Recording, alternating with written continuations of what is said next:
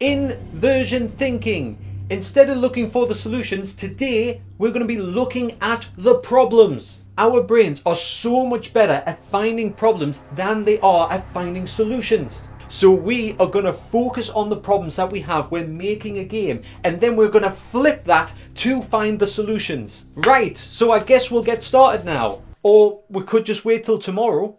We as human beings are really good at lying to ourselves.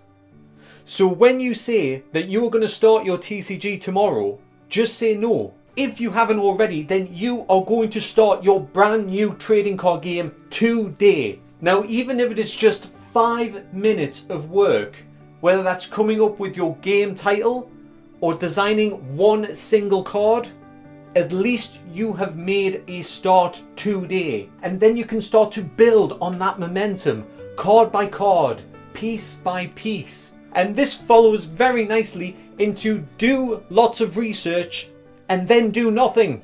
Now, you may have watched all of my Talk TCG videos, went through Kodok's 7 Deadly Sins videos, and binged TCG Academy into 4 o'clock in the morning. But you still haven't started your own trading card game.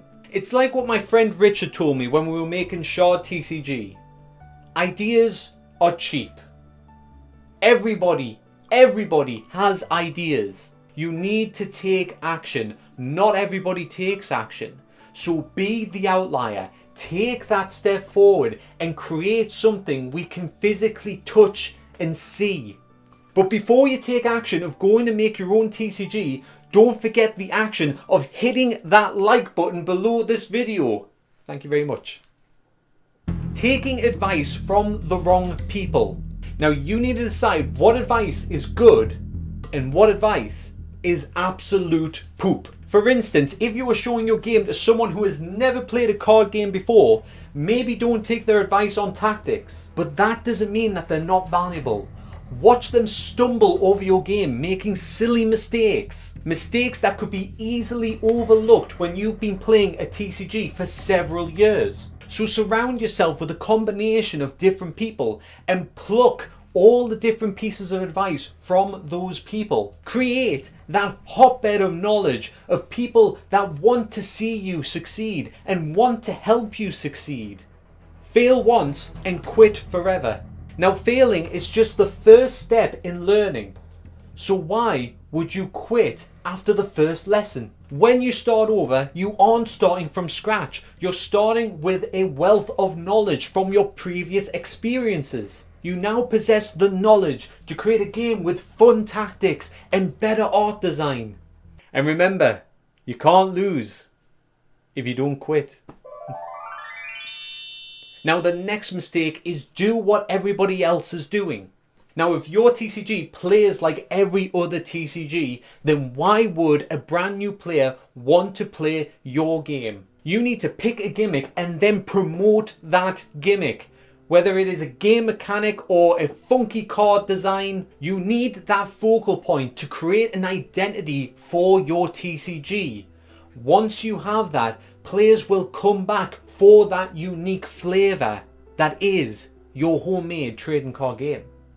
Talk more, do less.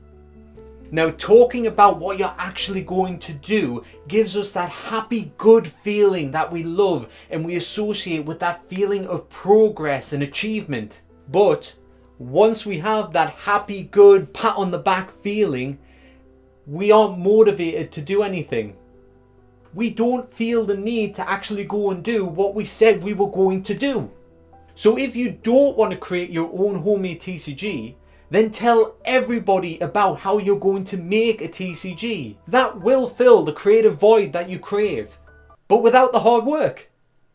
Now, the next thing that you shouldn't do is assume that you are always right. Learning is admitting that you don't have all of the knowledge. And it is hard to admit that you're wrong sometimes, but that is what we do to protect ourselves, to protect our feelings. But if you can put your ego aside for just 5 minutes of the day and take a look at your TCG through neutral eyes, then you could make some big changes that could really matter to your game.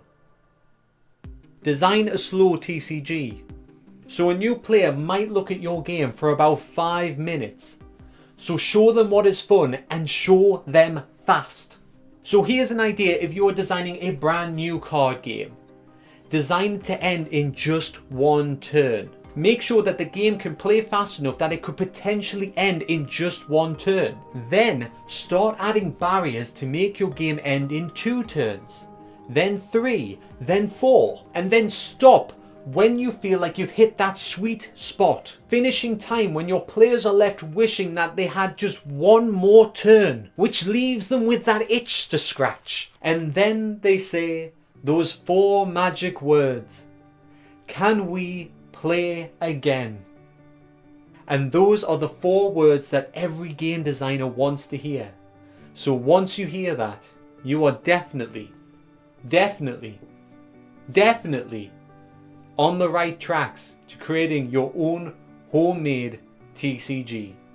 So I hope taking a look at these problems and reversing them will help you on your journey to creating your own homemade card game. And I also hope to see you next time. Goodbye.